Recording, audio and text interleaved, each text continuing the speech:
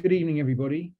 It's now 7:35 and it's time to begin the first of this year's autumn series of discovery events, discovery evenings.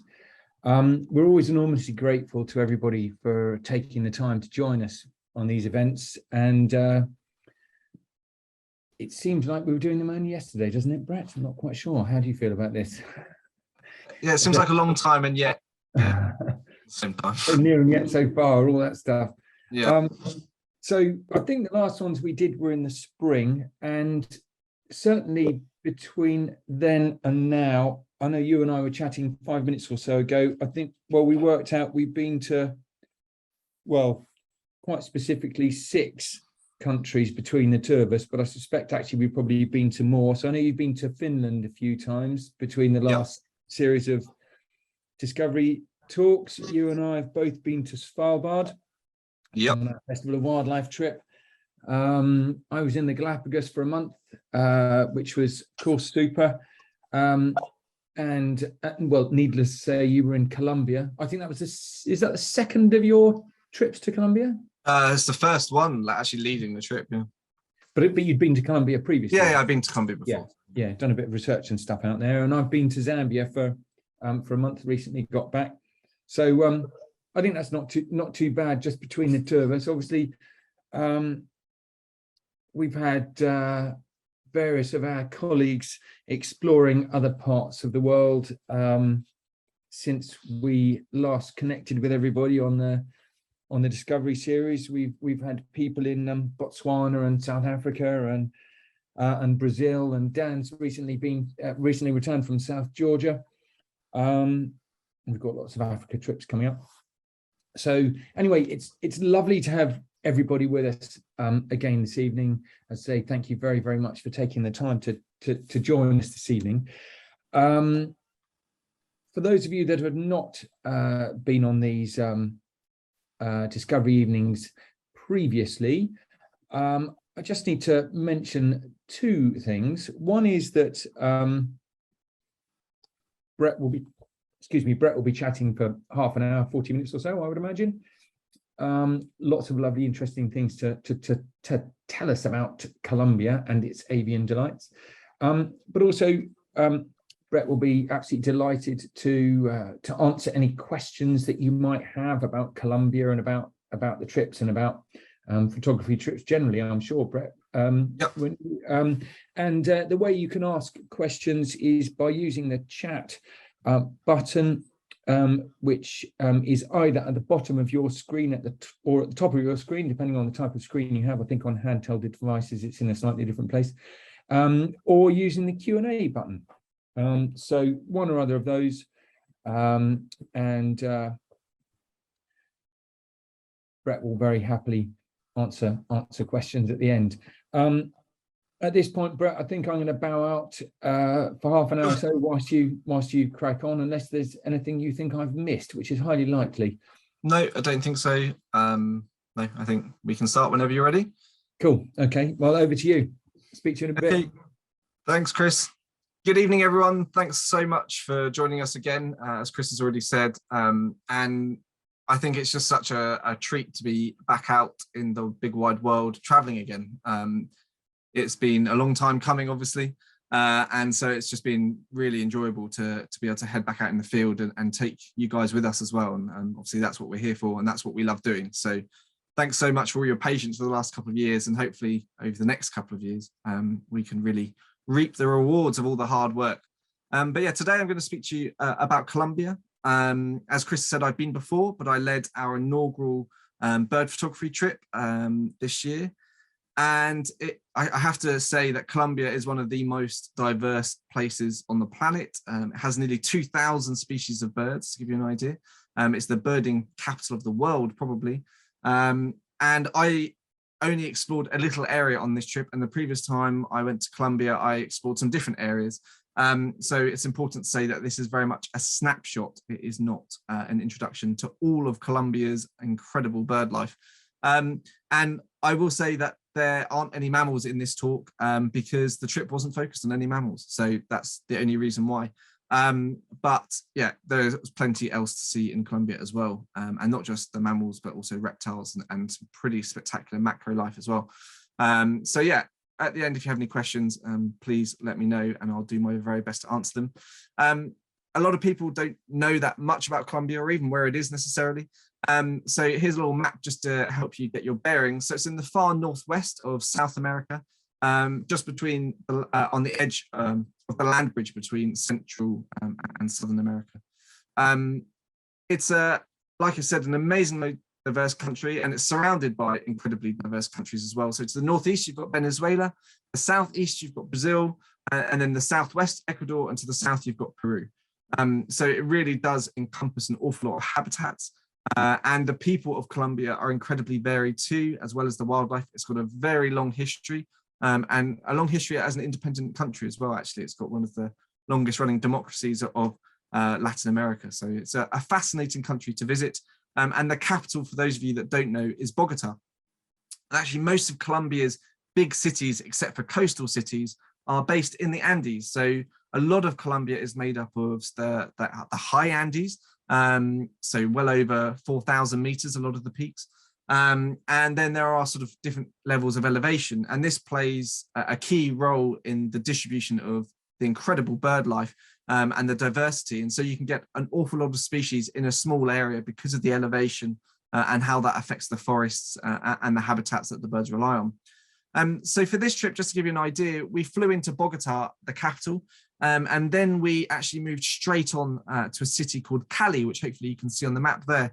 And then we spent a few days around Cali, exploring some of the amazing forests there. We headed north from there towards Manizales. And in Manizales, we again sort of spent some time visiting different reserves, from some sort of mid-altitude forests to very high altitude paramo habitat on the active volcano called Nevada del Ruiz, staying at some amazing places. And then we headed up towards Medellin with a little stop at a beautiful colonial town called Jardín, which I haven't put on the map, but it gives you an idea. It's just to the southwest of Medellin, if you're interested. And then we flew back to Bogota and again did some high altitude birding and photography up above the city of Bogota. And just to let you know, in future iterations of this trip, we're tweaking it slightly to try and maximize time in certain places and photography opportunities. But anyway, I'm going to dive in and give you a run through of some of the amazing things that we saw. And it just gives you an idea, hopefully, of what you can see and just to whet your appetite. It's just such a fabulous country. And it's got a bad name, obviously, for historical reasons. And I want you to forget all about that and fall in love with the incredible bird life of Colombia. So I think one of the sort of most famous family groups, I suppose, in Latin America, and even in North America as well, are the hummingbirds. And Colombia has an incredible diversity of hummingbirds. And actually, the first afternoon we arrived, we're staying at a beautiful lodge in the hills above Cali. And we had, I reckon, at one time, probably between 80 and 100 birds at the hummingbird feeders in the lodge's gardens. So it's a real sort of bonanza. You really don't know where to even look. You've got to be very controlled and precise.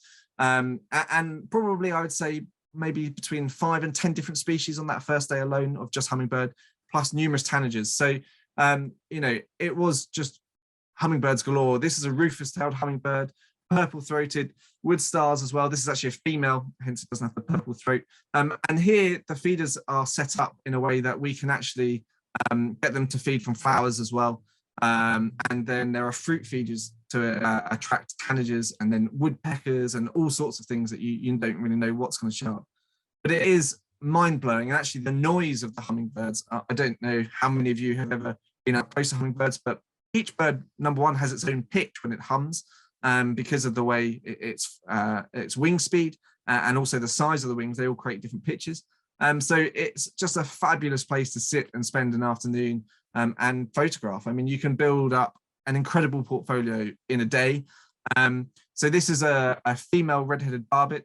It doesn't have a red head, but as you can see, is a truly beautiful bird, relatively easy to see, quite common across Colombia in these mountainous areas, these mountain forests, but it's a beautiful species. And actually, I think all of my clients said the female was a much more beautiful bird than the male. We'll get to a male later on to give you an idea.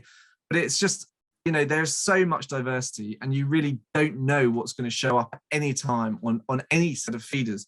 And it's important to say that in order to get these photographs, most of the locations we visit are feeding stations, and they're either run by lodges, by local community groups, or conservation areas or things like that. So there's a real diversity of different sort of reasons behind the setups, but they all provide good photography opportunities. You can use flash at some of them if you want to. For all of the photographs I'm going to show you today, I haven't used flash. Gives you an idea of what you're able to achieve. But yeah, it's an amazing place, and you get beautiful birds such as this. This is a crimson rump toucanet, an absolutely stunning bird. And you know, these will be easily within 10 feet. So you don't need huge telephoto lenses. I would say between probably 300 and 600, you can build up an amazing portfolio. For the smaller birds, the longer the better. So something like a 500 or a 600 is probably key. But with the low light, sometimes having something like a 300 actually is perfectly suitable as well. So it's an amazing start to our trip. And we were sort of blown away, I think, on the first day. And the food was fantastic. And the people in Colombia are just some of the most wonderful people you'll ever meet. And that is across the board. I mean, it's very unusual in Colombia to meet someone that isn't friendly and helpful, and you know, someone that doesn't bend over backwards to make your stay a success. And they're usually pretty excited to see gringos as well. They don't see too many of us, although it is getting better.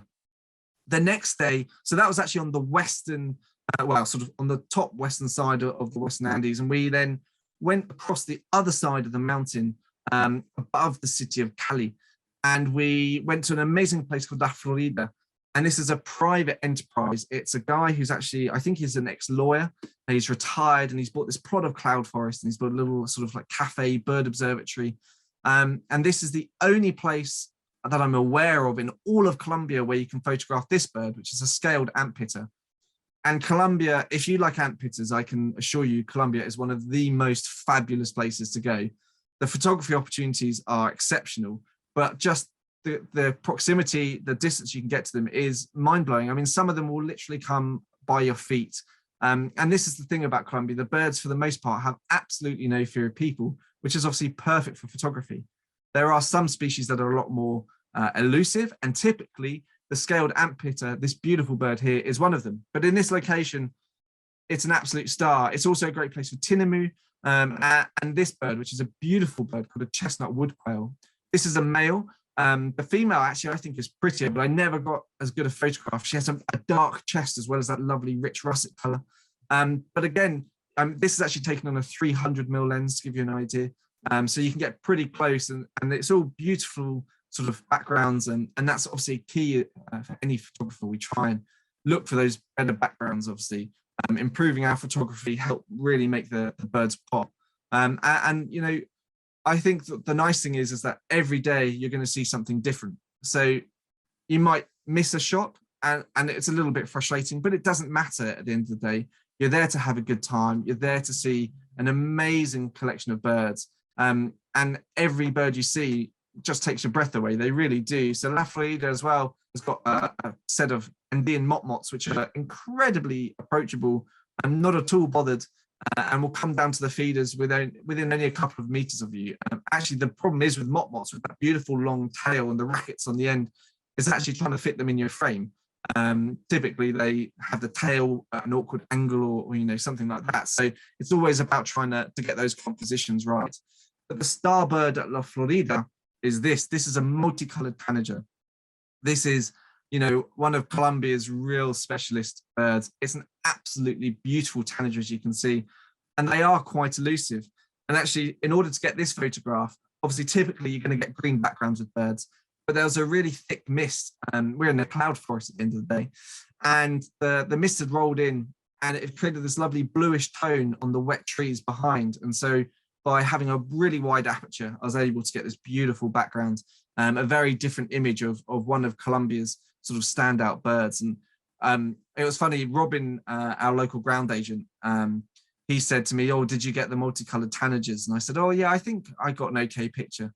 Anyway, I then sent him this, and he was, yeah, he was quite, I think, happy for us is probably the best way to put it. So yeah, it's a really special bird, and to get a sighting like this is even better. You know, you can't ask for more than that. But there's loads of other species here which are more common too. This is a golden tanager, another absolutely stunning bird, but incredibly easy to photograph. Some slightly harder birds are things like this blue-winged mountain tanager, a big member of the tanager family, and a really, you know, striking bird, beautiful species. And these guys are a little bit skittish, so if you move your lenses quickly, they'll fly away. And I think that's the thing you learn in time about which species are easier to move around and which ones you have to be a bit more careful. It's important to say with this trip that we have a local guide, and we had an amazing chap called Juan, who I'm now really good friends with, and his knowledge of the birds was exceptional, but he also had a passion for photography, and that's really, really important. So yeah, it's a fabulous place, La Florida, and just the diversity is incredible. It's always changing. So this is a golden nape tanager, a smaller species in the tanager family, but another absolutely stellar bird. Not rare, but just an absolutely beautiful bird. Actually quite hard to photograph because of that intense color. And then you've got to keep your eyes peeled. You never know when you're in a cloud forest environment, you know, what's going to happen. And because there's an open area to the side, we had great views of yellow-headed caracara. This one just perched up and actually then caught the bird only a minute or two later, which one of my clients managed to capture. But it's an amazing place, and you really don't know what's going to show up. Another great place for hummingbirds.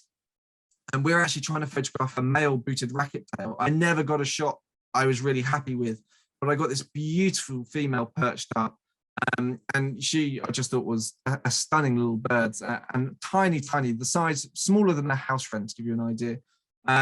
So absolutely magical little thing, and incredibly obliging as well. This one's actually taken on a 500mm, to give you an idea. So it's probably about 4 meters away, which is pretty much my minimal focal distance.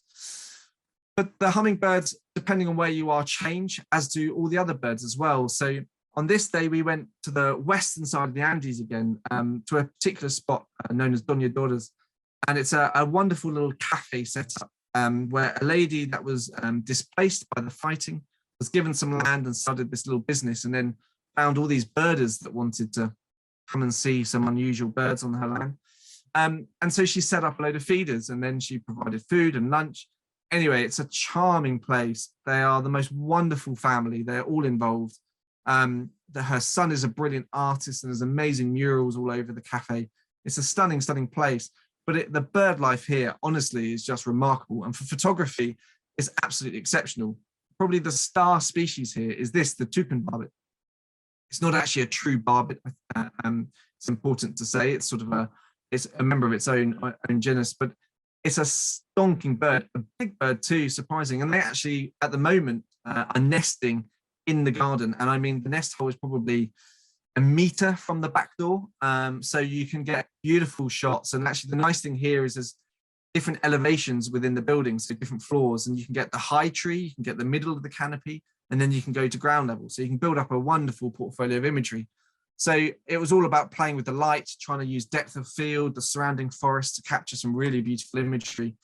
And there's also a nesting pair of the crimson rump toucanet, one that you saw a minute ago, that I photographed at Alicana. These birds here have got a beautiful sort of environment. So it was nice here to take a step back and actually capture that beautiful habitat and see some interaction and behavior as they're squabbling. And so it's always the thing, I think, that any wildlife photography tour is spending time in a location allows you to build up a portfolio. And there's always a wealth of other species. Obviously, this is Colombia at the end of the day. So this is a choco brushfinch, otherwise known as a tricolored brushfinch. In this area in particular, it is a choco. And again, they're a little bit skittish, these birds, and you start to realize that, so you learn that you can't move your lens quickly, so you let them land on a branch and you kind of have your camera nearby and you slowly turn it. Whereas things like the toucan barbets, I mean, you can swing your lens around and have it on a tripod spinning quickly, and it really doesn't matter. But certain other species are definitely a lot more elusive. There are also brilliant hermits here. These are a member of the hummingbird family with these spectacular bills. And they're incredibly habituated to the point that you can have a feeder on a table next to you with some sugar water, and you could literally be an inch away and they'll come and fly. They'll literally fly right in front of your face. One landed on the lens hood, to give you an idea. So It's a fabulous place for hummingbirds, for toucanets, the toucan barbets, obviously, tanagers. But I think it really is about the toucan barbet. And what's really lovely about these guys is that parents have usually mature chicks, as sort of an extended family that help them raise the next brood. So you normally get 4 or 5 birds in a group, and they're very territorial, so they defend their territory from any intruders. And here you get to see the back with that beautiful sort of golden back to it. They've got that rich red front that you saw in that golden, that sort of silvery collar, sorry. And then those bright red eyes, which are just really piercing. And usually the brighter the eyes, I think the older they are, the more mature. So here's an adult to give you an idea in full sort of plumage. Absolutely brilliant bird. And as you can see, incredibly obliging. I think this one was taken on my 500mm, but that's not been cropped. That's full frame, only adjusted for an HD screen. And this is the place. So this is where her garden is. As you can see, it's in the middle of the forest. On the other side of that valley is actually a national park. It's home to all sorts of wildlife, including spectacled bear and you name it, pretty much anything there. There'll be ocelot in there, jaguarundi, different monkey species, you know, all sorts of amazing birds as well. And the botany obviously is absolutely incredible. And what we do is we have perches set up. And actually, we find different perches that we like in the forest nearby, and then we move them and set them up. And the important thing is obviously keeping everything clean. So everything's cleaned every day so that there's no chance of disease for the birds. And in the little middle of this picture, you can just see a little green honey creeper. And another close-up of the crimson rump toucanet, just to give you an idea of what a beautiful bird it is. And this is the green honey creeper, really common species, but absolutely beautiful. And it gives you an idea of these perches that we use and set up. Silver-throated tanagers, another relatively common species on this side of the Andes. But yeah, you never know what's going to show up. And actually, I went to the toilet and the group was sort of spread out around the cafe area. And at one point, there's a great place for hummingbirds with feeders. Then there's the low sort of branches for the species that don't like to come up too high. Then there's mid-level branches, perches, where you can get the sort of things like the toucan barbets, and then you've got the high canopy. So people were spread out everywhere. I went to the toilet and I came back and I literally just picked up my camera. And as I did, I photographed this.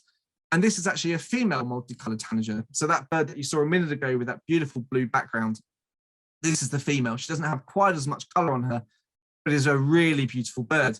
Anyway, so I went upstairs and I said to Juan, my local guide, oh, I just saw a multicolored tanager. And he says, no, that's not possible. And I said, no, I'm pretty sure I did. And anyway, so I showed him the picture and he goes, yeah, that is a multicolored tanager. And it turned out that he had never heard of one on that western side of the Andes before. They live on the eastern slope. So I went back to the owners and showed them this picture with Juan, and he was translating, and her son speaks English, but broken English probably is the best way to describe it. And anyway, they honestly didn't believe that I'd photographed it there. So I had to show them the sequence before and the sequence after. And as far as we know, this was the first record of a multicolored tanager on the western side of the Andes, particularly the first photograph, but it might well be the first record, we don't know. So anyway, this is what I mean about you never quite know what's going to show up. So you've got to be able to react quickly. And if you can, photograph it. I mean, this was lucky. I got 2 shots and then it flew off and we never saw it again. So you've got to make the most of those opportunities.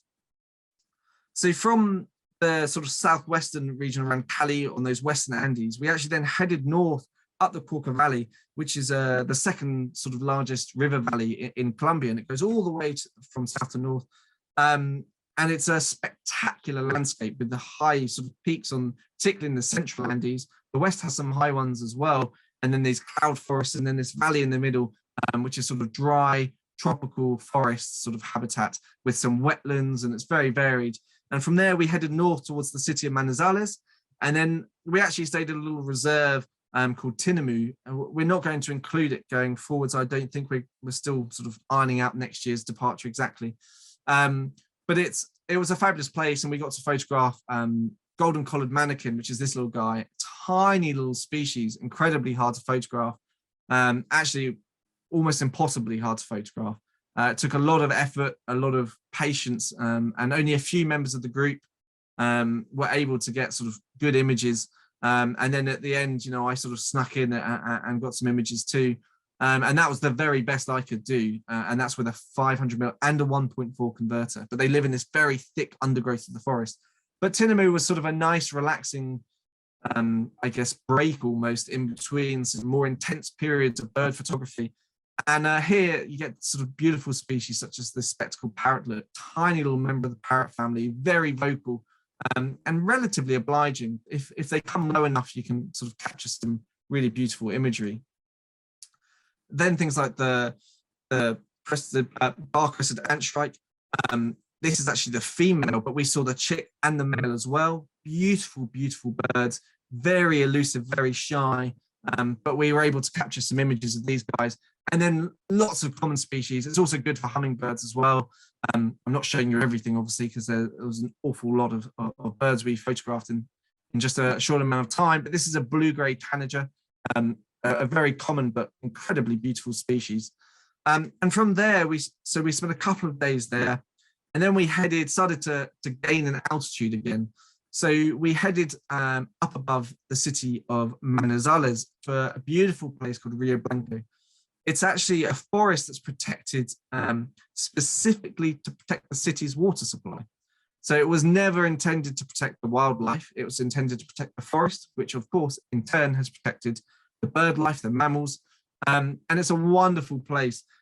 We don't stay there itself. We stay down in Manizales, but we drive up in the morning, first thing, and it's a fantastic place for hummingbirds, for antpittas, for mountain toucans. If you're really lucky, maybe you even see pygmy owl. You know, you name it. There's a whole variety, trogons as well. You know, it's a fabulous place. And we have a breakfast there, and we have a lunch there, and then we descend back down the mountain, which I'll get on to in a little bit. But these guys are buff-tailed coronets, a really common species of hummingbird at this sort of elevation. And they're actually very sort of, they're a member of a family where as they land, they open up their wings in sort of a big sort of Y, and then they sort of bring them back down again. These two had just landed sort of opposite each other and are giving a bit of grief to one another. And they're actually just sat up on a sort of a structure really that's designed to hang feeders off. So it's not really for photography, but it just made a nice moment. But this was just in the 10 minutes or so before we arrived, before breakfast. And we just grabbed a couple of shots as the group. And then we were sort of on an antpitta mission to get 3 different antpittas in one morning. We got 2 of them pretty well, and one was a little bit sort of less cooperative. But I'm only going to show you a picture of one because I've got one picture of a particular species, and that was this one, which is the chestnut-crested antpitta, and it is a beautiful antpitta, as you can see. And actually, where so they are all fed, it's important to say. And actually, so that previous antpitta I showed you, which was the scaled antpitta, La Florida, was really quite wonderful because there's a young man that worked for the chap that owns La Florida.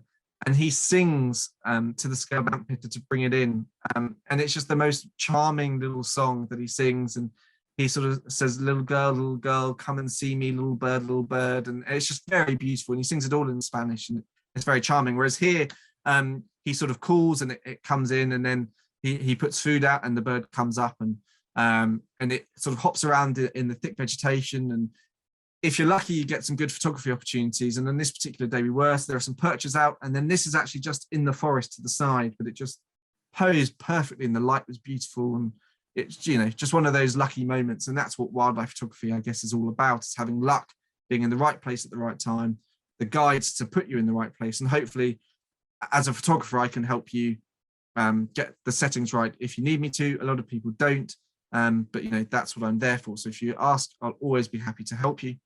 And this is actually for one of the antpittas that wasn't so cooperative, but it gives you an idea. So that sort of dark hole is actually where the antpitta appears from, and he calls to it, and then it comes in on the sort of the edge of the clearing, and you can see some perches that are suitable for tanagers and things like that. So it's a wonderful, wonderful place to photograph a wide range of species, and you can actually go for a walk through the forest on a couple of trails and on the road as well, and get eye level with some species, hopefully. So you never know, again, what might show up. It's a great place to photograph hummingbirds in flight. So those buff-tailed coronets that were fighting, this is one of those. And actually here, what we did was we got flowering sort of nectar-filled species, plants, sorry. And we sort of also, just to encourage the birds, we actually spray a little bit of sugar water on them and they fly in. And then as soon as, you know, we've got a few photographs, we actually put the feeders back up again so that there's no fighting, so that the birds aren't stressed, etc. Which is very important. And for me, animal welfare when it comes to photography is paramount. So, but the speciality, I'd say, hummingbird here, particularly from a photography point of view, is this, the long-tailed sylph. And I think you can agree it's one of the most beautiful birds, hummingbirds in particular, with that beautiful long train coming out behind it. It's not a train bearer, it is a sylph. We can see train bearers later on in the trip. But it's a fabulous, fabulous place. And we build up a wonderful array of imagery. I mean, this is just a tiny little taster to give you an idea. There's so much more. And things like violeteers. So this is a sparkling violeteer, but there's also lesser violeteers, and there's incas as well, and all sorts of things that come to the feeders. So you've just got to be prepared, and you never know what might show up. So it's just a waiting game. And in order to get things like this, the best thing to do is have a tripod set up, get your shutter speed set, your aperture set, and you wait for the bird to come into the frame, you have it pre-focused, and then you lock on, and then Bob's your uncle, hopefully you get a shot. It's hard, it's infuriating at times, but it's so rewarding when you're eventually, when you do get the shot. It's just fabulous. But as we came down the mountain, we stopped at several points, and there's a dam that's been built to protect the water supply to, you know, for the city. And there's a beautiful fast-flowing river that comes out the bottom of it. And our guide Juan said it might be a good place for dipper. So as we stop, almost immediately we see a white-capped dipper on the dam, and it was just working its way up, looking for food, and then it went up the top and flew off, and then came back again and came back onto the dam. And we were, you know, it's not the most amazing photography, but it was beautiful to see. And we then headed down further down the river in the hope that we might see torrent duck. And we actually ended up crossing this ford, and there were loads of people swimming in the river and having a lovely time, local people. I think they're a little bit bemused as to why there are a bunch of gringos with these big lenses. But to our absolute surprise, there was a male torrent duck chasing these dippers around, basically, and it had absolutely no fear of people. And for those of you that have seen torrent ducks in the past, they're incredibly shy and elusive, but they are incredibly territorial. So the fact that there were these dippers around, the bird was sort of showing off, patrolling backwards and forwards, coming past us, and we were able to get some absolutely beautiful images of these absolutely stunning birds. I mean, they are mind-blowingly beautiful. Got to be one of the world's most beautiful ducks. And yeah, we were so lucky. And you can always tell when you've got a good day, a good sighting, when your local guide is excited, and Juan was definitely excited on this occasion. We then spent the night in Manizales, and from here, so this was sort of a preparation day almost to start going up into the high altitude landscapes. And it is important to say that we do go up to over 4,000 meters, and we stay at about 3,000 meters at one point on the trip. We don't do anything arduous, but with any trip at altitude, there is a chance that people can suffer altitude sickness.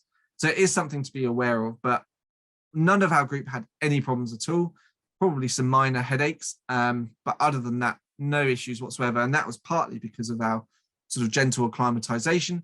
But we headed up to this beautiful place called Hacienda del Bosque.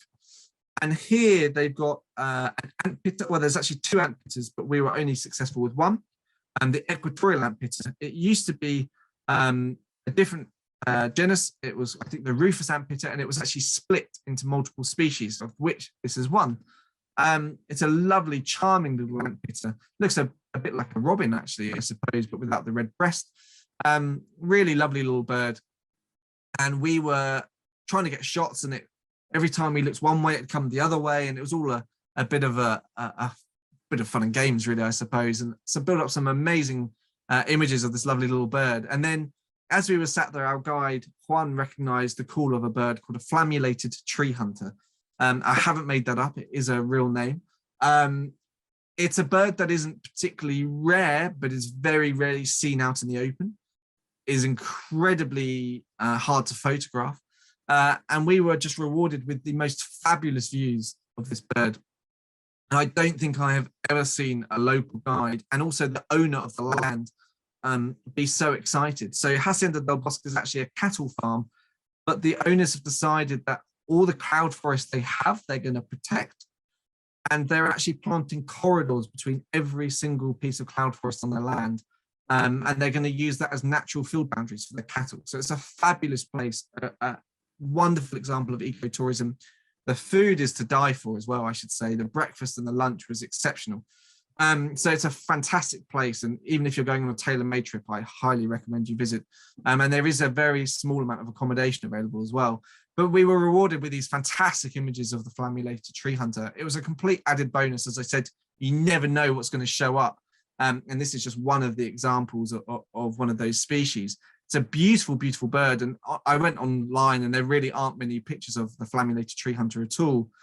And there aren't of the next sort of primary species, which is coming up in a moment. But in between sort of the antpitta and the flammulated tree hunter, we had some time at some hummingbird feeders, hopefully where there's also another antpitta and the crescent-faced antpitta. Unfortunately, it decided not to show up, but instead we were treated to some beautiful views of things like masked flower piercers, which is this sword-billed hummingbird we did see, but it was very hard to photograph. They never like to sort of cooperate. They fly in and fly out very quickly. But you know, all sorts of things like shining sunbeams and you name it, there's sparkling violet ears everywhere.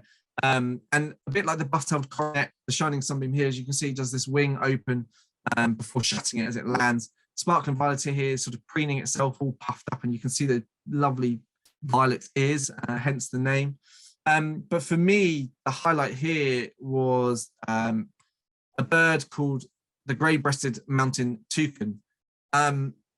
This is, as far as I'm aware, the only place in Colombia, possibly in the Americas, where the grey-breasted mountain toucan comes to a feeding area, so where it's open and you can photograph it. Normally, to get close is incredibly difficult. And as you can see, the photography opportunities here were just exceptional. I think this was my favorite bird from the trip. It was just such a stunningly beautiful bird. And we actually, I think, had 7 of them appear at one time. Unfortunately, they never all came down at the same time. They were all spread out in the trees around. I really wanted multiple birds in one picture, but they never cooperated. But it was just a wonderful place, and they're actually fed grapes. And it's because they sort of recreate a cherry, a local cherry. And so they feed them on these grapes. And just to prove it, that's what they feed them, there is a toucan eating grape. But it's a fabulous way to spend some time, and you can quickly build up a wonderful portfolio of imagery. And then not long afterwards, we were joined by a group of hooded mountain tanagers, which are another really sought after bird, a real wow bird. And again, they come in because they like the grapes. They're very similar to these local cherries, and they just absolutely love them. So it was a fabulous place to go. And this was sort of at the halfway point, I would say, between Manizales city and our next stop up the mountain. And so the road up is actually very good, up to Nevada del Ruiz, and they've actually just resurfaced a lot of it, so it's going to be fantastic by the time we go back next year. But the hotel itself, Hotel del Tamales, is actually then slightly down the slope again. It's better not to stay too high at altitude, and actually so the hotel's a bit lower down. And here there's a load of hot springs. It's a fabulous place, a really lovely hotel with great food, beautiful views over Manizales, the surrounding mountains and cloud forest too. The track down is a little bit bumpy, but it's absolutely worth it. So this is the view from the veranda at the back, and you can see just through the trees there's a thermal pool, and there's beautiful seating areas, fantastic bird feeders, and it's just a really beautiful place to go. And if you get a clear day like we had here, I mean, you're just laughing. It's a fantastic place to visit. Within the lodge's gardens, there's all sorts of things. Scarlet-bellied mountain tanager is what this is. A beautiful little tanager, really colourful, and they're usually in flocks, a little bit flighty, but once they get settled, you know, they're absolutely fine. Pale-nape brushfinch, really, really easy to photograph, very habituated, quite happy to come within a few feet of you. And then there's just almost limitless potential. My brain has just gone completely, and I can't think what this one is called, which is going to really annoy me. Oh, I know, Lachrymose mountain tanager. Apologies, had a slight mind blank there, but yeah, Lachrymose mountain tanager, another beautiful species. Actually got a better photograph later on, which will hopefully give you a better impression. But around the lodge itself, we were sat at breakfast, and this little hummingbird flew in and landed by the window, and it was this guy, the rainbow-bearded thornbill. And I think you have to agree it's got to be one of the most striking hummingbirds possible. It's at 3,000 meters of elevation. By no means is that the highest hummingbird in Colombia. You'll see some of the higher ones later, or very shortly, but it is absolutely beautiful. They're very territorial, which plays into our favor, so we can spend a bit of time trying to photograph them, but you have to put the work in. They're not the easiest photograph, but when you get the shot, I mean, my word, is that a beautiful bird. And as you can see here, we were afforded some fantastic views. They like to perch in specific places, so if you're patient enough and you don't move, the likelihood is they'll come and land in front of you. On this occasion, we were lucky because there were a couple of males fighting, and so we managed to get one to come in towards us. But it was just a fabulous way to spend some time around the lodge. But what we do is in the mornings, as we go up to higher altitude, up to the Paramo, and then the afternoons, we sort of spend a couple of days around the lodge. The feeders around the lodge, you never know again what's going to show up. Some days they can be really busy, other days they can be quieter. So by putting in a couple of days, hopefully you can get rewarded with the shots. But this is up above the lodge up on Nevada del Ruiz. It's a national park, and actually through those clouds on the right hand side, actually I don't know if you can see my mouse, but on sort of the upper right side, there's a mountain clouds. That's actually the volcano, and some sort of steam coming off and the clouds forming as well. It's a fantastic place, and as you can see, we were so lucky with the weather. We had good visibility multiple occasions. The clouds do then come in, but they clear again if you're lucky. And here our target species was the buffy helmetcrest. This is an endemic species in Colombia, only found on a very small sort of section of the central Andes. And the challenge is that they don't like it being particularly windy, and when we were there it was quite windy. So the first morning we saw quite a few, but we didn't really photograph any. Well, we did, but not very well.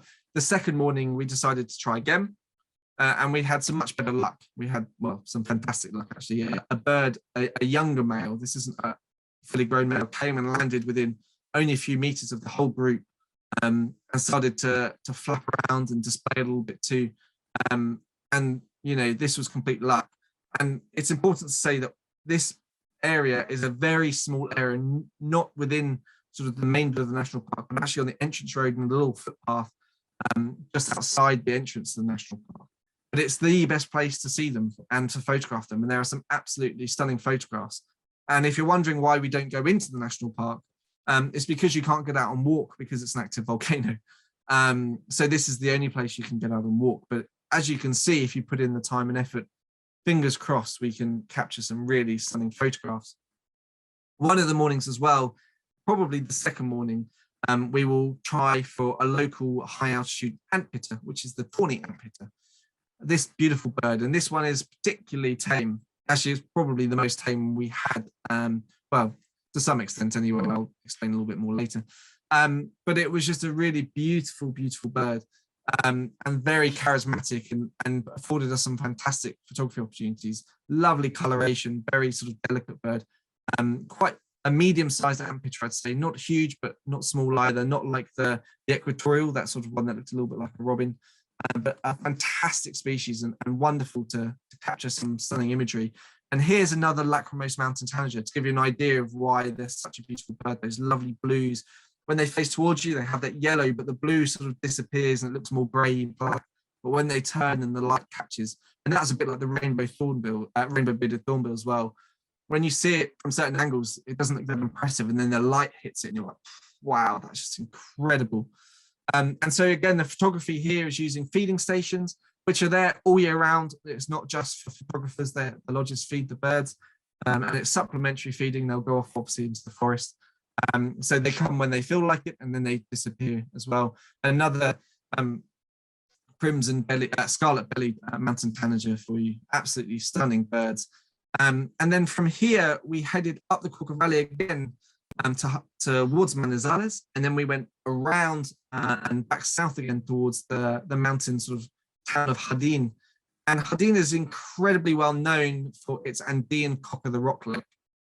And I think it's probably one of the best cock of the rock lakes there is, particularly for photography, because you can spend multiple hours there photographing. There are multiple perches and between 20 and 30 birds displaying at any time. And the photography is challenging, there's no denying it. But I mean, when you're photographing a bird like the Andean cock of the rock, I mean, it's just, you can't ask for anything more. Absolutely beautiful birds. And all of these are pretty much all taken on a 500 mil. And all the hummingbirds going back being 500 mil.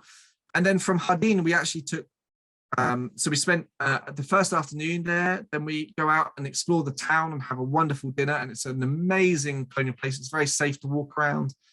And we walk to dinner, and it's, you know, real character, and you can easily walk to the supermarket, or, you know, there's absolutely no problems at all. And the town square's got an amazing church. But then we take some 4x4s early on the second morning, on the first morning that we're in Jardín, and we go up high above the city, hopefully searching for yellow-eared parrots. And this habitat here is the forest, and it's owned by one family, and it's just a beautiful bit of forest, absolutely charming. And they also have livestock, and I think it's really important that people like this are allowed to farm, but then they obviously protect local bits of forest if there's an economic value on it. And so we go to see certain species, and we use their well, in this case, their grandson as a guide. And it's just a fantastic way to encourage the local population to protect the habitat.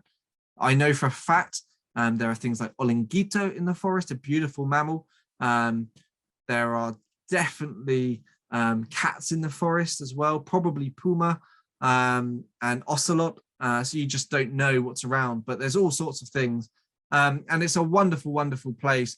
But we were so lucky to get basically an eye level view of yellow-eared parrots, which just very rarely happens. They flew up on this beautiful branch.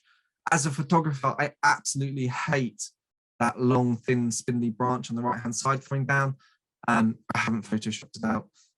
But yeah, it's just a beautiful branch, obviously, an amazing dead old tree full of fungi and epiphytes as well growing on it.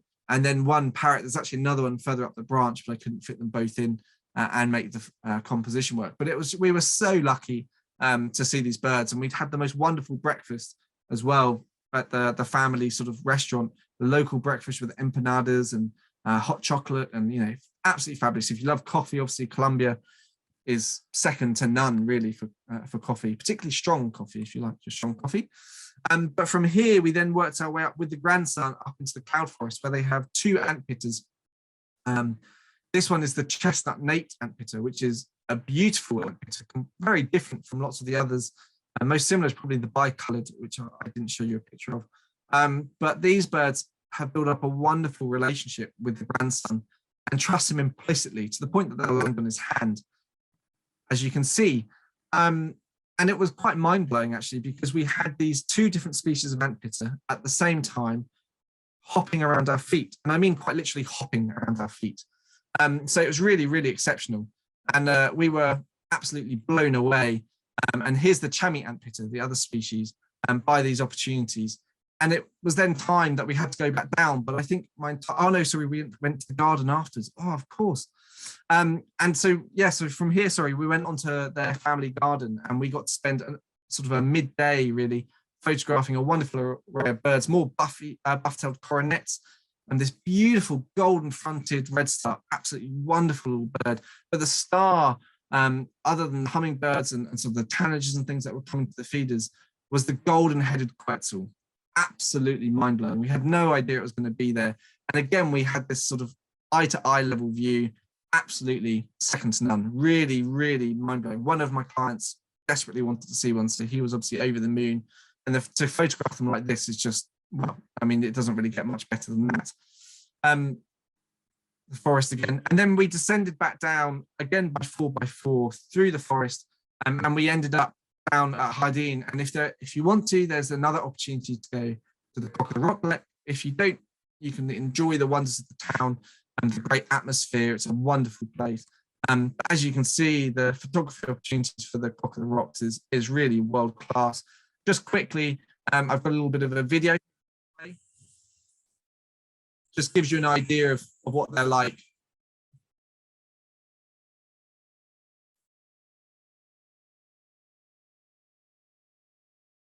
So they're very charismatic birds, and that's all I'm going to show you because it would go on and on and on. But it's just a really wonderful place, and you can easily film there as well if you're interested, particularly if you had a proper microphone and things like that. I just quickly filmed on my DSLR. But from Hardin, we head up to Medellin, and on the way we stop at a beautiful little place. And here, this is a male red-headed barbet, to give you an idea. So again, always looking for new species. Inca jay, another beautiful bird, recently split from the green jay, which I'm sure many of you will be familiar with.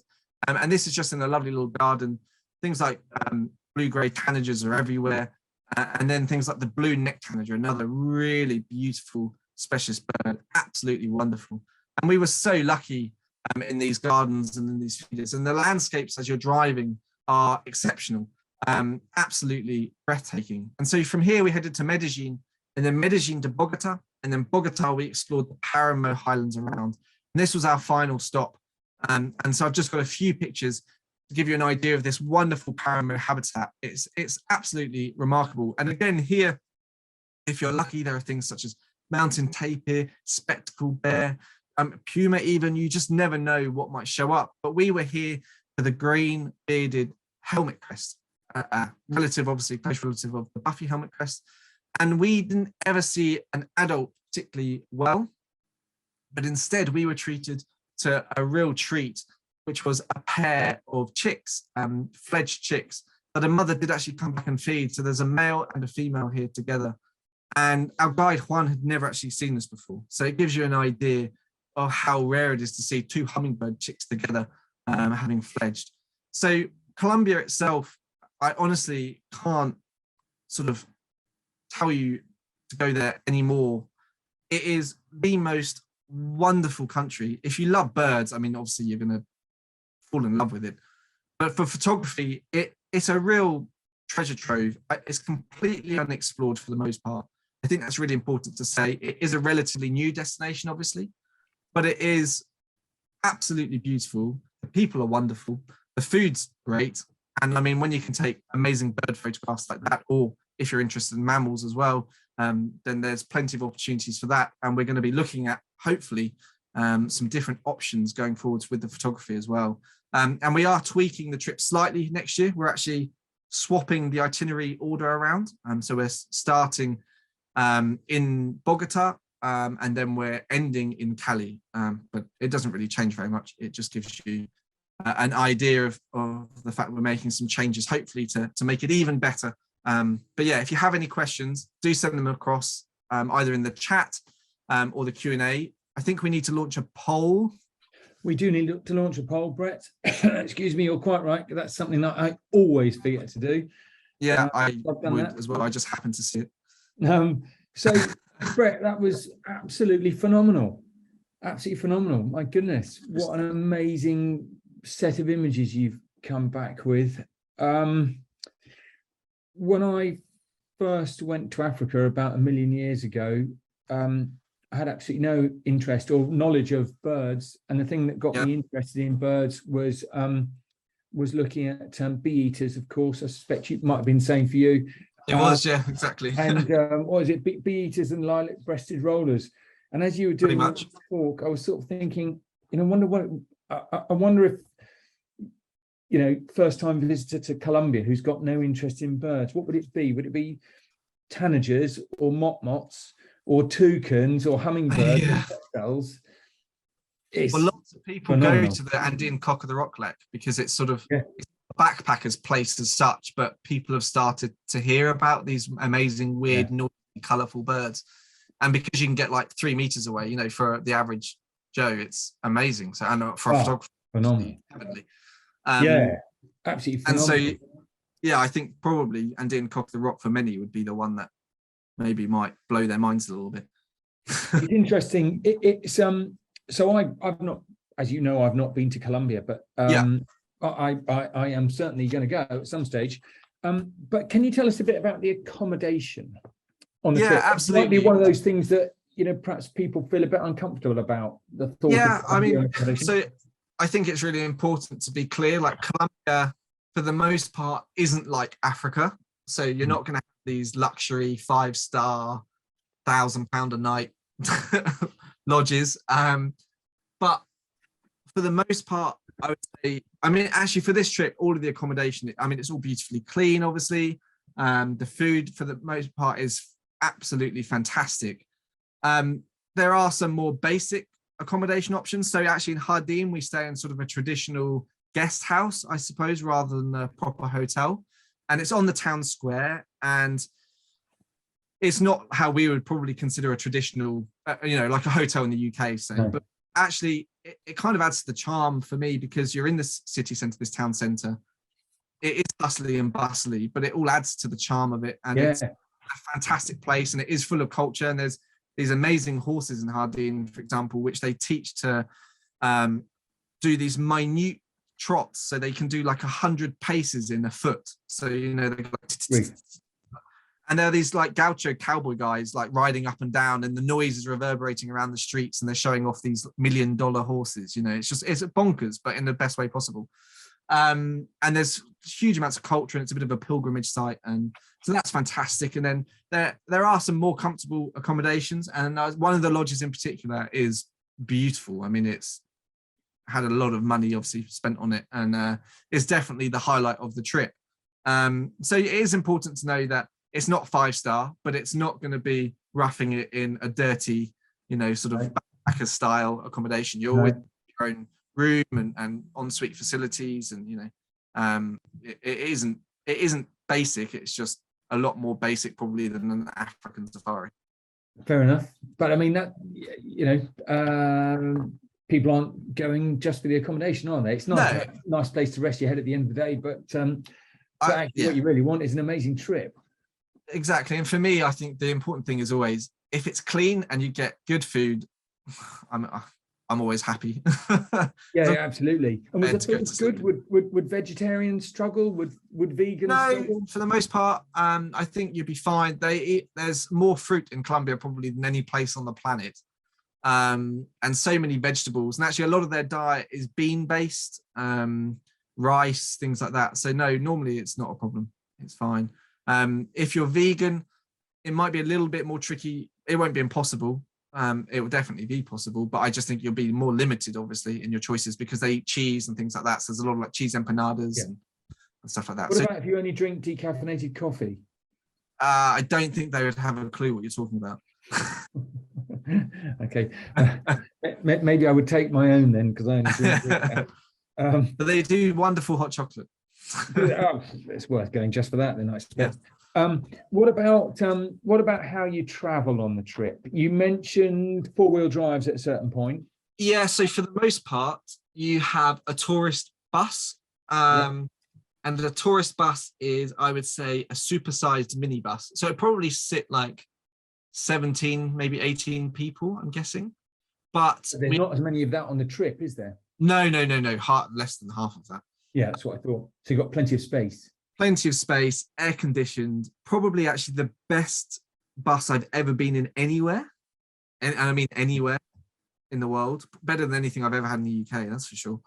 And the driver was exceptional. His name was Fabian. And we'll always use the same company. So there'll always be the comparable standard. Yeah.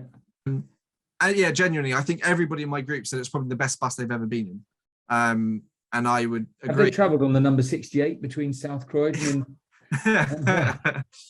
and for one day, we use 4x4s to go up to this beautiful family-run sort of conservation area, this reserve, and it's a proper adventure, but it is great. And all my clients, I think, really enjoyed it. You know, it was worth. They all said it's probably their favourite day of the trip. It was a bit of an adventure. You're going past amazing waterfalls through forest, and then you end up in this beautiful cloud forest. And but yeah, it all adds to the fun of it. And you know, the local drivers any English, obviously, but it doesn't really matter. No, it You doesn't have matter. whatever you're speaking, and yeah, if you speak Spanish, obviously it helps. My Spanish is appalling, but we have a local guide. Hopefully it'll be Juan again, because he was fantastic, but it'll always be someone that understands, obviously the birds is very important, but also understands about the needs of a photographer, how to get the best sort of perches and light and backgrounds and things like that. And we work, Juan and I worked quite closely to try and maximize the opportunities for everybody. Yeah. And you showed a photograph of you guys all kind of sat kind of effectively on a hillside in a sort of grassy area. So you're obviously not in hides, you're very much out in the open. No, there was only one place where they kind of had a screen set up. Yeah. And that was actually for a dove. Actually, no, it was a pigeon, of all species. So a bit weird to have to have a hide for that, of all things. You'd think that would probably be one of the more confident things. But I mean, I have videos. I didn't put videos in because it would have ended up taking an hour and a half to talk. But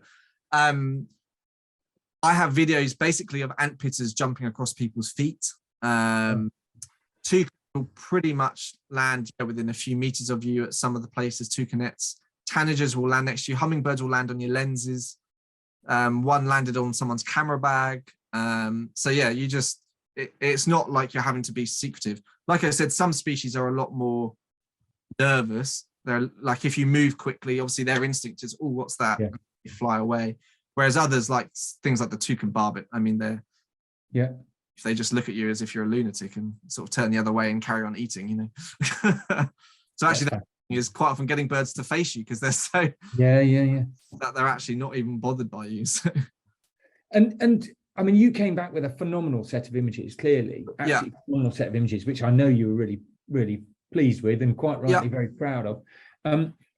Did everyone else on the trip come back with some cracking shots? Yeah, so I mean, with any trip, I always try and make sure everyone obviously is in front of me. So I don't know if you saw in that group shot where sat down, I was at the back.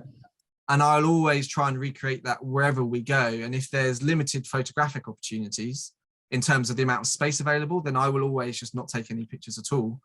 I take pictures opportunistically, for the most part. And obviously if someone wants help, then obviously I'm not going to carry the photograph and I'll stop and help however I can. But yeah, it was just, I think in certain places, I probably didn't get pictures that other people definitely did. Really? Species. So some tanagers, for example, I definitely don't have pictures of that I know the clients definitely did. That golden collared mannequin, some people sort of gave up a little bit because it was such hard work.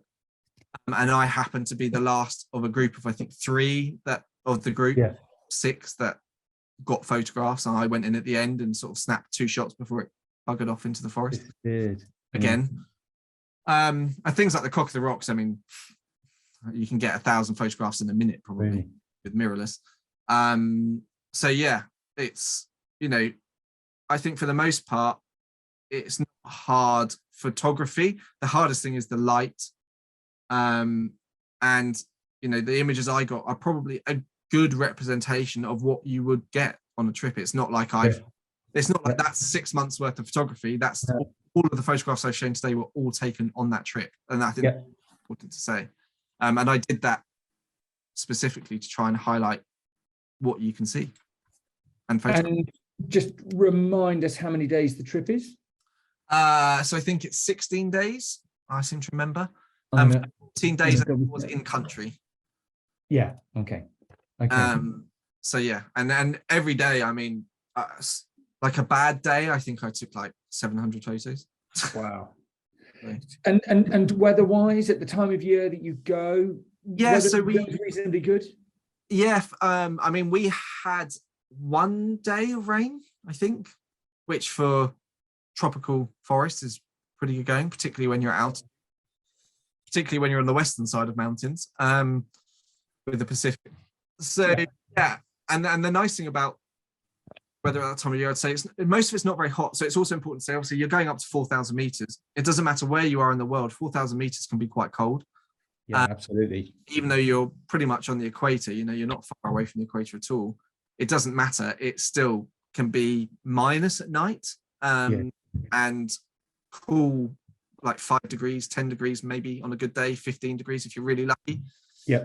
So like warm jacket proofs are important. But then down in the Corker Valley, for example, it's like 33 degrees. So, you've got to have a little bit of everything. And, in some places, if you were interested, you could probably go out at night in some of the gardens, for example, and spotlight if you wanted to, I suppose. But I mean, it's not part of the trip, but if that was your interest, you'd be able to do it. You would be able to, yeah. I think it'd be fine to do it. I don't think it'd be a problem. So, photographing hummingbirds and that sort of stuff, super high shutter speeds. I mean, that's hard stuff to take, isn't it? Yeah. So, I mean, there are a couple of different ways you can do it. It depends what effects you want. Obviously, some people want nice blur on the wings, so then you do a slower speed, something like 500 to 800 of a second, and you get nice blur on the wings, and the body, if they're staying still, will stay sharp. If you want them pin sharp and on a flower feeding, you're probably looking at 2,000th of a second, something like that. Depending on the light, that's tricky. Obviously, you can use flash, and then you have a much slower shutter speed. You're only probably shooting at 250 a second, but you're freezing at the moment. And flash is great a lot of the time. For me, a lot of those hummingbirds, though, are so iridescent that when you use a flash, actually, you just get shine back. You don't necessarily blow it out. And so I was trying not to use any flash, and I wanted to not show any pictures with any flash because I want to show you that you don't necessarily have to do it. It may help you get sharp pictures of hummingbirds in flight if you're using a flash. There's no doubt about it. And I just try and avoid using flash where I can. If it was more of like a work, so I'd say this isn't a workshop trip. This is a photography tour. So I'm there to help, obviously, but I'm not going to run intensive flash workshops. But if someone wants me to help them, then obviously I'll help them. But it's not really the kind of place where, it's not like Costa Rica where you might get a 5 flash rig set up, for example, which you can just plug your camera in. That isn't available in Colombia yet. I mean, I wouldn't surprise me in the future if it is. And I would definitely say go to Colombia now before it becomes a popular place, because for me, it should be probably the #1 tourist destination in the world for wildlife. Wow, really? Because it's got everything. I mean, it's got rainforest, it's got high altitude forest, it's got wetlands like the Pantanal, it's got coastal rainforest on the Caribbean side, it's got coastal rainforest on the Pacific side, it's got high mountains in the north, high mountains in the south, then it's got the Amazon rainforest, and it's got the Oregon forest. So it's just like there's almost limitless potential. It's just, it's pretty much a dream destination. And at the moment, it's only just, the surface has really only just been scratched, and there are still some areas which probably aren't good for tourism at the moment. It's, I would say, constantly getting better. And obviously in the past, Colombia's been known for the wrong reasons. Is safety an issue? I haven't heard of any tourists ever getting into any trouble, except for if they go somewhere they're told not to go, like in the world. And I think there are certain places where if you carried on going in a certain direction, you could probably get into trouble, a bit like in London or Manchester. Well, I was going to say that can happen anywhere, can't it? Southampton or I don't know, wherever you live, any conurbation or even any sort of rural areas in lots of countries. But I mean, if you go to Colombia, I think #1, you'll be pleasantly surprised by genuinely how lovely people are. I mean, everyone is smiley. Even if they don't speak any English, they'll just talk to you, even if you don't speak any Spanish, and they'll just laugh. And the food is fantastic, even like the local food, the empanadas, and is all just delicious. And then it's so clean, there's no litter anywhere. Everyone's really proud. And that's the thing I'd say, Colombia is a really proud nation. And I mean, genuinely a very proud nation. And they are desperate for people to share it with people. And it should be shared with people because it's fabulous. And if people that go there, the more forests will be protected, the more wildlife will be protected. And Colombia's already got a huge number of national parks and reserves, but it just needs people to go there to, encourage people to protect it. So there's huge positives, aren't there? And are you leading next year's trip? I'm not leading next year's trip because I'm in Brazil. So otherwise I would be. So it's in the very capable hands of Ben and Ben Sutcliffe, for those who's of you. another brilliant photographer. He's a very good photographer. He works for us. And I've been working really closely with Ben and with our ground agents in Colombia to make it the best trip we possibly can. And he's going to know pretty much everything before he goes, because he's going to have to sit with me and go through it. And so he should hopefully know loads of birds, and he'll be absolutely great. And we'll have a guide, which hopefully will be Juan. It might not be, but it doesn't matter who it will be. They'll be fantastic. And the birders out there are excellent, and they've had years. It's been a hardcore birding destination now for probably 20 odd years. Yeah. So it's got that knowledge base is definitely there. It's quite significant. I mean, good grief, there's about approximately 10,000 species of bird in the world, and they've got about 20% of the world population. They reckon they might hit 2,000 birds in the next couple of years. Yeah, it's huge, isn't it? Yeah. Phenomenal stuff. Hey Bret, I'm really conscious that those that have been with us for over an hour, and obviously we're both very, very grateful to everybody for staying online and being with us, and Definitely. very, very grateful to you, Bret, for a really fantastic talk. Lovely. And well, we'll see everybody next time. Our next talk is Best of Brazil, which is coming up on the 25th of October, which feels like it's probably next week, doesn't it? Yeah, I think it's Tuesday. Tuesday, yes. Seems that it's going to come up rather quickly. And then after that, on Thursday, the Wildlife of Europe's North. So that's with me, I'm sorry. Oh, no, not another one, Bret. Yeah. Hey, look, that was absolutely fantastic. Thank you so much. Thank you, everybody, for being with us this evening. We're enormously grateful to you, and we will make sure that those of you who have requested more information about Colombia will receive it ASAP. Yeah, thank you very much for super. Thank you, everyone. Thanks, evening, Chris. Bret. We'll see you soon. Bye-bye. Thanks. Cheers. Bye.